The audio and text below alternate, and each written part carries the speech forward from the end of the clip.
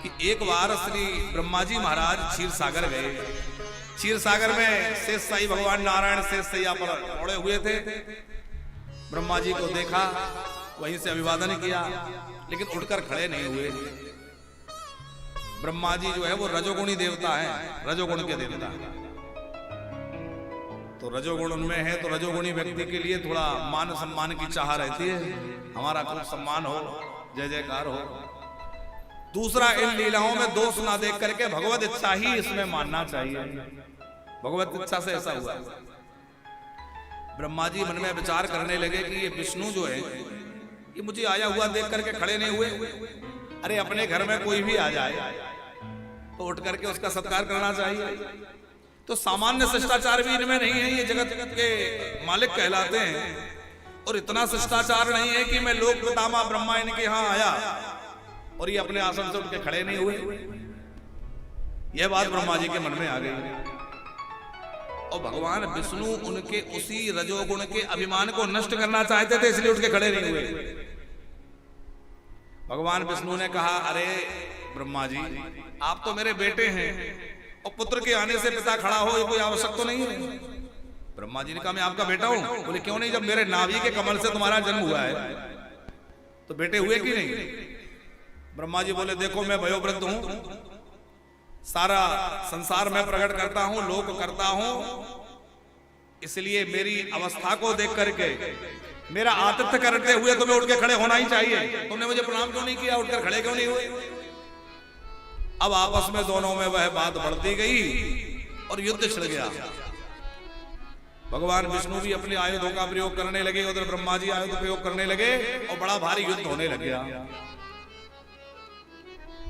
विष्णु भगवान ने माहेश्वर अस्त्र का प्रयोग किया और ब्रह्मा जी ने पाशुपतास्त्र को छोड़ा। दोनों ही शिव जी के अमोघ अस्त्र हैं। माहेश्वर अस्त्र भी कम नहीं है और पाशुपतास्त्र भी अद्भुत है। दोनों के आपस में टकराने से अग्नि की ज्वालाएं निकलने लगी। लगता था सारा ब्रह्मांड जल के भस्म हो जाएगा, सारे देवता घबराए, लगता है पृथ्वी नष्ट हो जाएगी, ब्रह्मांड भस्म हो जाएगा। तो सारे देवता हुए दौड़ते हुए कैलाश पर भगवान शंकर के पास गए। हे महादेव, हे देवादिदेव, हे आशुतोष। भगवान शंकर ने कहा, क्या बात है, आप सब इतना घबराए क्यों हैं? सब लोग ठीक तो हैं? शिव जी कह रहे हैं, वत्स का स्वस्तिका कश्चिद बरतते मम शासनात् जगच्च देवता वंसा स्वस्वकर्मणि किम नवा। सब आप लोग अपना अपना काम ठीक से कर पा रहे हैं, कोई कठिनाई तो नहीं है? हे वत्स, हे देवताओं, क्यों आए हो, क्या बात है? और फिर शिव जी ने नेत्र बंद करके कहा कि हे देवताओं, मैं विष्णु और ब्रह्मा के मध्य के युद्ध के सारे विषय में सब कुछ जानता हूं। अब तुम निश्चिंत हो जाओ, मैं उनको युद्ध से अलग करने के लिए जा रहा हूं। ऐसा कहकर के भगवान शंकर ने वीरभद्र को प्रकट किया और वीरभद्र को लेकर के भगवान शंकर जो है वाद्य यंत्रों के साथ, वहां वर्णन है शिव पुराण में कि तरह तरह के वाद्य बजने लगे, मंगल गीत होने लगे, भगवान शंकर रथ पर विराजमान हो गए और भगवान शंकर देवताओं के सामने वहां से युद्ध स्थान पर पहुंचे। लेकिन जब पहले प्रकट हुए तो उस रूप में नहीं प्रकट हुए, एक ज्योति के रूप में प्रकट हुए।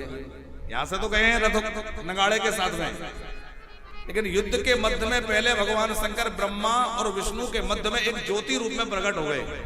एक ज्योति स्तंभ प्रकट हो गया, अग्नि स्तंभ, ज्योति स्तंभ प्रकट हुआ। ब्रह्मा जी ने कहा, भाई ये क्या है? भगवान विष्णु बोले, मुझे भी नहीं पता ये क्या है। विष्णु भगवान ने कहा, देखो हम लोगों को लड़ते लड़ते बहुत समय बीत गया, कोई जय पराजय तो हो नहीं रही है। इस खंभ की ओर छोर जिसने पहले ढूंढ लिया वही विजयी माना जाएगा। बोले, हाँ ये ठीक है। तो ब्रह्मा जी ऊपर की ओर जाने लगे। विष्णु भगवान ने कहा, मैं नीचे जाता हूं, जो इसका छोर पहले ढूंढ लेगा वही बड़ा है। ब्रह्मा जी वराह लाखों वर्षों से ऐसे ही आ रहा हूं, पर मुझे ये पता नहीं कि जो ज्योति स्तंभ है, खंभ है, इसका आखिरी सिरा कहां है, मैं नहीं ढूंढ पाया। ब्रह्मा जी को लगा कि ये इतने वर्षों से आ रहा है, जब इसको नहीं मिला तो मुझे भी नहीं मिलेगा, तो फालतू परेशान होना है, लौट चलते हैं।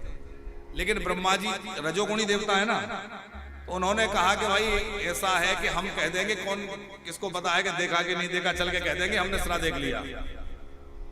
और केतकी के पुष्प से कहा कि तुम साक्षी बन जाना कि हाँ मैं वहीं ऊपर ही था, मुझको ऊपर से लेके आ रहे हैं। ये भगवान शिव की ही माया थी, जो ब्रह्मा जी जैसे लोक पितामह की बुद्धि ऐसी भ्रमित हो गई। अब वो केतकी पुष्प को लेकर के ब्रह्मा जी नीचे आए। उधर भगवान नारायण भी बराह रूप में बहुत नीचे तक गए, लेकिन जब कोई आश्रय नहीं मिला तो वो लौट करके यथा स्थान आ गए। तो भगवान विष्णु ने तो कह दिया कि नहीं, मुझे इसका कोई और छोर नहीं मिला। कि ब्रह्मा जी बोले कि नहीं, मैंने ढूंढ लिया, मैं इसके अंतिम छोर तक जाके आ रहा हूं, देखो वहीं से पुष्प लेके आया हूं, वहीं चढ़ा हुआ था। पुष्प ने भी कहा हाँ हाँ बिल्कुल, बात एकदम ठीक है।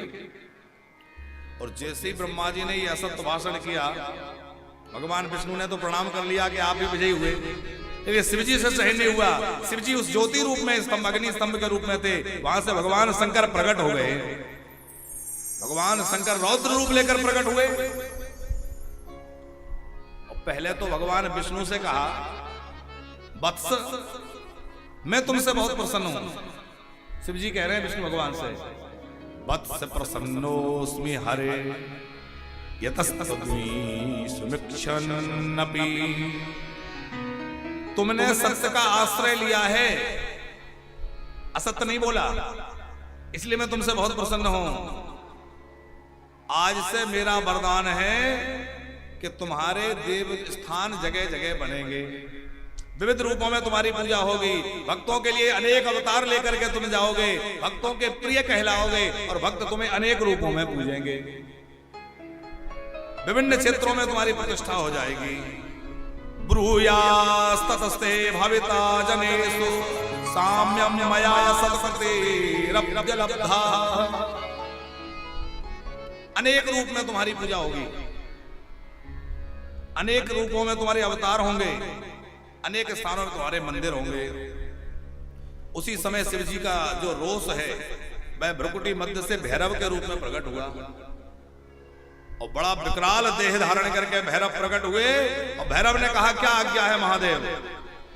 बोले, इस असत्य भाषण करने वाले ब्रह्मा को इसका दंड दो। भैरव ने खड़ग लिया और ब्रह्मा जी का मस्तक काट दिया। उस समय ब्रह्मा जी के 5 मुंह थे, एक मुख कट गया जो असत्य भाषण करने वाला था, 4 रह गए। भगवान शंकर ने कहा, हे भैरव विलंब मत करो, इस ब्रह्मा को समाप्त कर दो। लेकिन उसी समय भगवान नारायण ने शिव जी के चरण पकड़ लिए। हे महादेव, ऐसा मत करिए, आखिर हैं हम सब आपके ही बालक, कोई अपराध हो गया तो आप क्षमा करिए। ये रजोगुण के कारण इनकी बुद्धि मूढ़ हो गई, इन्होंने असत्य भाषण कर दिया, उसका दंड इन्हें मिल चुका है, अब इन्हें क्षमा कर दीजिए।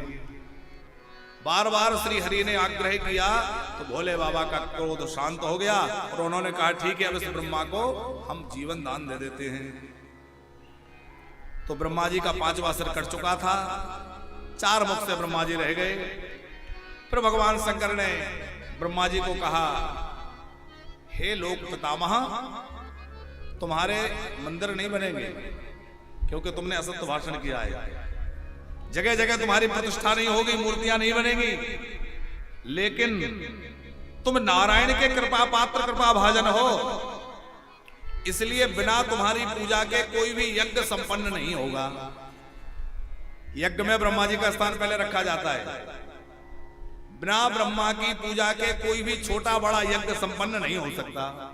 तो भगवान रुद्र ने, भगवान शंकर ने वरदान दिया, हे ब्रह्मा जी, यज्ञों में तुम्हारी प्रधान रूप से प्रतिष्ठा होगी और वहां पूजा होगी,